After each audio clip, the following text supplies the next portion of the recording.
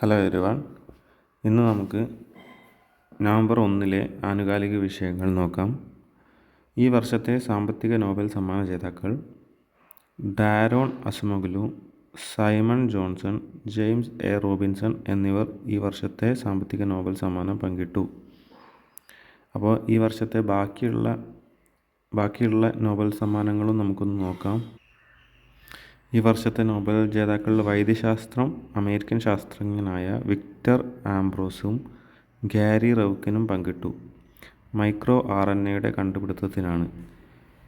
ഈ വർഷത്തെ ഭൗതികശാസ്ത്രത്തിനുള്ള നോബൽ സമ്മാനം കിട്ടിയത് ജോൺ ഹോപ്ഫീൽഡും ജെഫ്രി ഹിൻഡൺ എന്നിവർക്കാണ്. നിർമ്മിത ബുദ്ധിക്ക് ആധാരമായ കണ്ടുപിടുത്തങ്ങൾക്കാണ് അവർക്ക് നോബൽ സമ്മാനം ലഭിച്ചത്.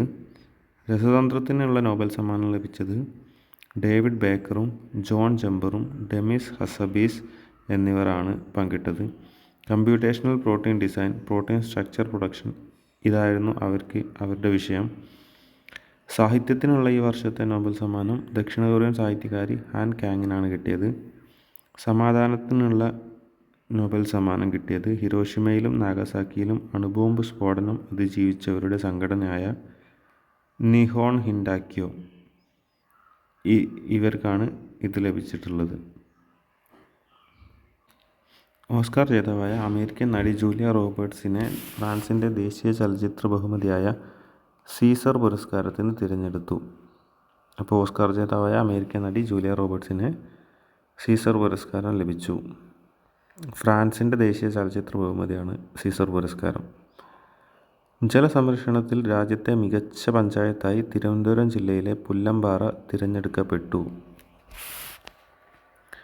ഈ പുല്ലമ്പാറയ്ക്ക്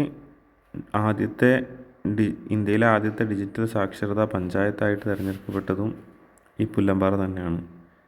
കേരള സർവകലാശാല അന്താരാഷ്ട്ര നിലവാരമുള്ള സർവകലാശാലകളുടെ പട്ടികയിൽ ഇടം പിടിച്ചു. അപ്പം കേരള സർവകലാശാല അന്താരാഷ്ട്ര നിലവാരമുള്ള സർവകലാശാലകളുടെ പട്ടികയിൽ ഇടം പിടിച്ചിട്ടുണ്ട്. PG ദേശീയ പുരസ്കാരം പ്രൊഫസർ റോമില താപ്പറിനാണ് ലഭിച്ചത്. മികച്ച പാർലമെൻറ്റേറിയനുള്ള TM ജേക്കബ് സ്മാരക പുരസ്കാരത്തിന് ലോക്സഭാ അംഗം NK പ്രേമചന്ദ്രൻ അർഹനായി. കുട്ടികളെയും മുതിർന്നവരെയും മൊബൈൽ ലഹരിയിൽ നിന്ന് മോചിപ്പിക്കാനുള്ള സർക്കാർ പദ്ധതിയായ ഇ-മോചൻ ക്ലിനിക്കുകൾ വ്യാപിപ്പിക്കുന്നു. അപ്പോൾ കുട്ടികളെയും മുതിർന്നവരെയും മൊബൈൽ ലഹരിയിൽ നിന്ന് മോചിപ്പിക്കാനുള്ള സർക്കാർ പദ്ധതിയാണ് ഇ-മോചൻ എന്ന് പറയുന്നത്. ഇ-മോചൻ ക്ലിനിക്കുകളാണ് ഇത് വ്യാപിപ്പിക്കുന്നു എന്നാണ് പറഞ്ഞത്. ഈ വർഷത്തെ കേളപ്പജി പുരസ്കാരത്തിന് മാതൃഭൂമി ചെയർമാനും മാനേജിംഗ് ഡയറക്ടറുമായ PV ചന്ദ്രനെ തിരഞ്ഞെടുത്തു. ഒഡീഷയിലും പശ്ചിമ ബംഗാളിലും വൻ നാശനഷ്ടങ്ങൾ ഉണ്ടാക്കി ഡാന ചുഴലിക്കാറ്റ്. ഹരിയാന മുഖ്യമന്ത്രിയായി നയാബ് സിംഗ് സൈനി അധികാരമേറ്റു. പ്രത്യേക പദവി റദ്ദാക്കിയതിനു ശേഷമുള്ള ജമ്മു കാശ്മീരിലെ ആദ്യ മുഖ്യമന്ത്രിയായി ഒമർ അബ്ദുള്ള സത്യപ്രതിജ്ഞ ചെയ്തു അധികാരമേറ്റു. സുപ്രീം കോടതിയുടെ 51ാം ചീഫ് ജസ്റ്റിസായി സഞ്ജീവ് ഖന്ന നവംബർ 11 ചുമതലയേൽക്കും. വിജയ് കിഷോർ രജത്കർ ദേശീയ വനിതാ കമ്മീഷൻ അധ്യക്ഷയായി നിയമിതയായി. വിജയ് കിഷോർ രജത്കർ ദേശീയ വനിതാ കമ്മീഷൻ അധ്യക്ഷയായി നിയമിതയായി. ഐശാന്ത് അസീമയെ ഇന്ത്യയിലെ മാലദ്വീപ് സ്ഥാനപതിയായി നിയമിച്ചു. പരമേഷ് ശിവമണി തീരസംരക്ഷണ മേധാവിയായി ചുമതലയേറ്റു. വിയറ്റ്നാമിൻ്റെ പ്രസിഡന്റായി ലുവോങ് കുവോങ്ങിനെ ദേശീയ അസംബ്ലി തിരഞ്ഞെടുത്തു. വികസ്വര രാജ്യങ്ങളുടെ കൂട്ടായ്മയായ ബ്രിക്സിൻ്റെ 16ാം ഉച്ചകോടി റഷ്യൻ നഗരമായ കസാനിൽ തുടങ്ങി. പാകിസ്ഥാൻ്റെ സാംസ്കാരിക നഗരമായ ലാഹോർ ലോകത്തിലെ ഏറ്റവും വായുമലിനീകരണമുള്ള നഗരം. മാധവ കവി സ്മാരക ആർട്സ് ആൻഡ് സയൻസ് കോളേജിനെ സംസ്ഥാനത്തെ ആദ്യ ഭരണഘടനാ സാക്ഷരതാ ക്യാമ്പസായി പ്രഖ്യാപിച്ചു. Times of Oman life time achievement award Sathya Sai Gram global trust executive director KN ആനന്ദകുമാറിന് ലഭിച്ചു. ഈ വർഷത്തെ ലളിതാംബിക അന്തർജനം സാഹിത്യ പുരസ്കാരം സന്ധ്യ ജയേഷ് പുളിമാത്തിൻ്റെ ദയാവധം എന്ന നോവലിന്. അപ്പോൾ ഈ വർഷത്തെ ലളിതാംബിക അന്തർജന സാഹിത്യ പുരസ്കാരം സന്ധ്യ ജയേഷ് പുളിമാത്തിൻ്റെ ദയാവധം എന്ന നോവലിനാണ്. സംസ്ഥാനത്തെ മുഖ്യ തിരഞ്ഞെടുപ്പ് ഓഫീസറായി പ്രണബ് ജ്യോതിനാഥിനെ നിയമിച്ചു.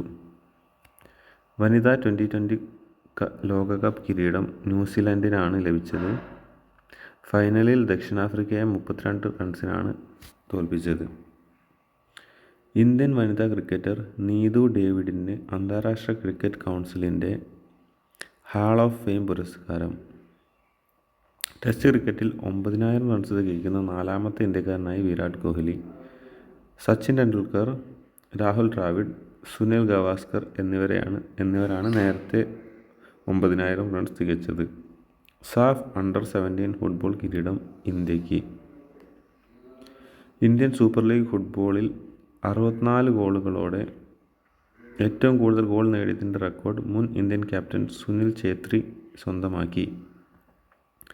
അന്താരാഷ്ട്ര ക്രിക്കറ്റിൽ വേഗത്തിൽ 27,000 റൺസ് തികയ്ക്കുന്ന ആദ്യ താരമായി ഇന്ത്യയുടെ വിരാട് കോഹ്ലി. സ്പാനിഷ് ഫുട്ബോൾ ഇതിഹാസ താരം ആന്ദ്രേ ഇനിയസ്റ്റ വിരമിച്ചു. 2026 ലോകകപ്പ് ഫുട്ബോൾ USA, കാനഡ, മെക്സിക്കോ എന്നീ രാജ്യങ്ങളിലാണ് 2024 ലോകകപ്പ് ഫുട്ബോൾ. 2020 ക്രിക്കറ്റിലെ ഏറ്റവും ഉയർന്ന സ്കോർ കുറിച്ച് സിംബാബ്വെ. ഗാസിയയ്ക്കെതിരെ 120 പന്തിൽ 344 റൺസ് നേടിയാണ് സിംബാബ്വെ റെക്കോർഡിട്ടത്. പല രാജ്യങ്ങളും കണ്ടുപിടിച്ച ക്രിസ്റ്റഫർ കൊളംബസ് ഇറ്റലിക്കാരനല്ല, സ്പെയിൻകാരനായ ജൂതനാണെന്ന് DNA പരിശോധനയിൽ കണ്ടെത്തി. 80,000 വർഷത്തിലൊരിക്കൽ ദൃശ്യമാകുന്ന ഷുചിൻഷാൻ അറ്റ്ലസ് എന്ന വാൽനക്ഷത്രം കഴിഞ്ഞ ആഴ്ച ആകാശത്ത് ദൃശ്യമായി. ഈ 2023 A3 എന്നാണ് ഈ ഷുചിൻഷാൻ അറ്റ്ലസ് എന്ന വാൽനക്ഷത്രത്തിനെ വിളിക്കുന്നത്. അന്താരാഷ്ട്ര ബഹിരാകാശ നിലയത്തിൽ 4 യാത്രികരുമായി 2 മാസത്തിലധികം തങ്ങേണ്ടി വന്ന സ്പേസ് എക്സിൻ്റെ ക്രൂ 8 ദൗത്യം ഭൂമിയിലേക്ക് മടങ്ങിയെത്തി. സാഹിത്യ വിമർശകനും പ്രഭാഷകനുമായ ബാലചന്ദ്രൻ വടക്കേത്ത് അന്തരിച്ചു. പാബ്ലോ നെരൂദ പ്രധാന കഥാപാത്രമായ ഇൽ പോസ്റ്റിനോ എന്ന വിഖ്യാത നോവലിൻ്റെ സ്രഷ്ടാവ് ആൻ്റോണിയോ സ്കാർമെറ്റ അന്തരിച്ചു. ബ്രിട്ടീഷ് ഗായകനും ഗാനരചയിതാവുമായ ലിയാം ജെയിംസ് പെയ്ൻ അന്തരിച്ചു. അമേരിക്കൻ ഗായകൻ ജാക്ക് ജോൺസ് അന്തരിച്ചു.